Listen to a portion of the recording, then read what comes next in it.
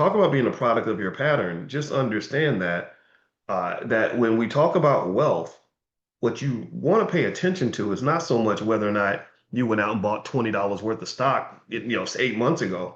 You want to look at your pattern and say, am I buying stock every week, every month?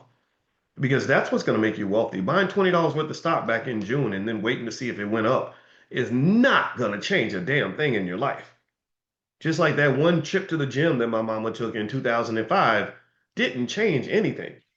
It's, but if she had made 1,000 trips to the gym, she would have been in that kitchen showing me where the pots and the pans are, right? So what I would say to you is when you talk about your portfolio of life, your portfolio, which is a collection of assets, a collection of things in your life that matter for you, portfolio protection is as important as expanding your portfolio.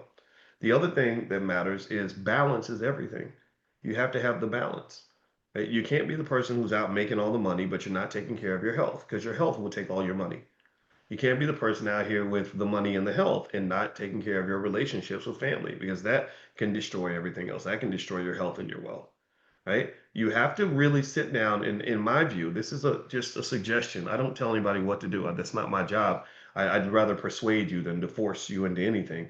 Um, is look at the five things that matter to you the most.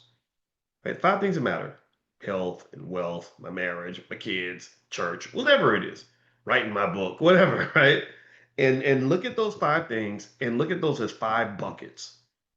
And every week, pour something into each bucket. Right? Just pour something each and just do it consistently. You are a product of your pattern. Don't be like Fat Boys who would talk about what he was going to do physically, but didn't hardly do it, or would do it once in a while and didn't do it consistently, or knew what to do. He had all the knowledge. People always say, "Well, it's the lack of knowledge." They go, "No, it's not the lack of knowledge that kills us. Stop that. We ain't stupid. You know, saving money is better than spending money.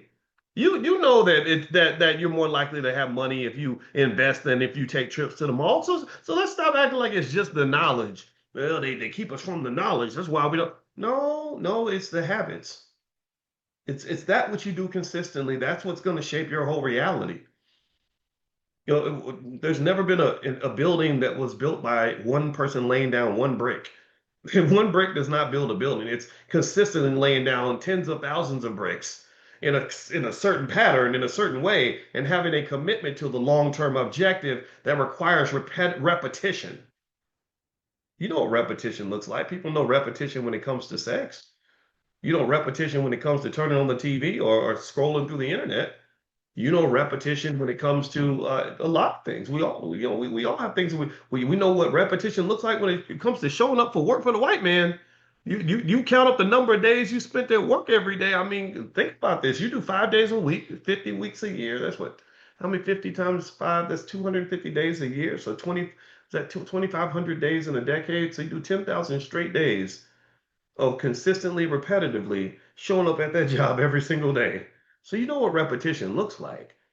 I just want you to be conscious and think about what repetition looks like when it all pours into your bucket and not somebody else's.